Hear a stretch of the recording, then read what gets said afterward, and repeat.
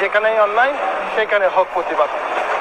দেশব্যাপী আপনারা জানেন গত 26শে এপ্রিল ঢাকার বুকে যে আহলে সুন্নাত ওয়াল জামাত এর উদ্যোগে মহাসমাবেশ অনুষ্ঠিত হয়েছে, সে মহাসমাবেশকে কেন্দ্র করে গাজীপুরে একজন ইমামকে নির্মমভাবে হত্যা করেছে।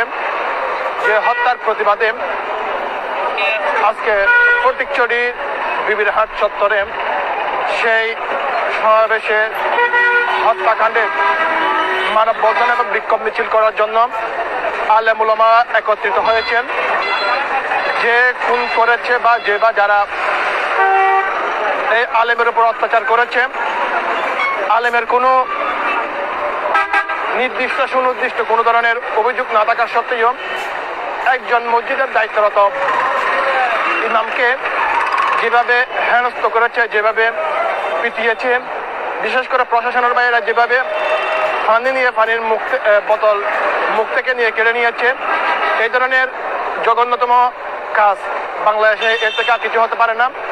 যে হারে বৈষম্য বিরোধীর জন্য সারা বাংলাদেশে যে হারে আন্দোলন হয়েছে, সেই বৈষম্য থেকে এখনো বাংলাদেশের প্রশাসন বের হতে পারে নাই।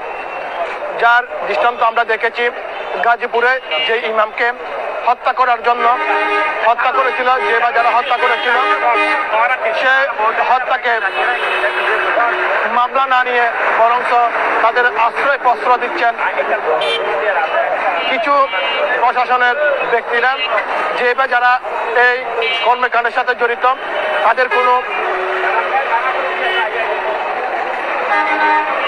কোনো দল নেই, অপরাধীর কোনো দল নেই, অপরাধের কোনো কম নেই, অপরাধের কোনো গোপ্তা নেই।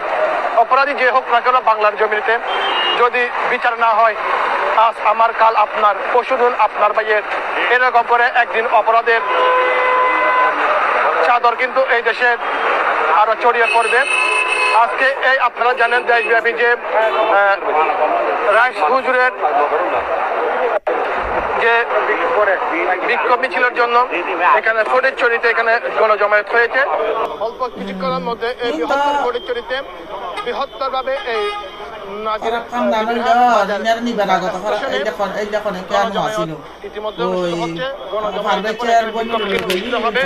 এবং তারা বিচারের দাবিতে এখানে মানববন্ধন এবং প্রতিবাদ সমাবেশের জন্য এখানে দাঁড়িয়েছেন।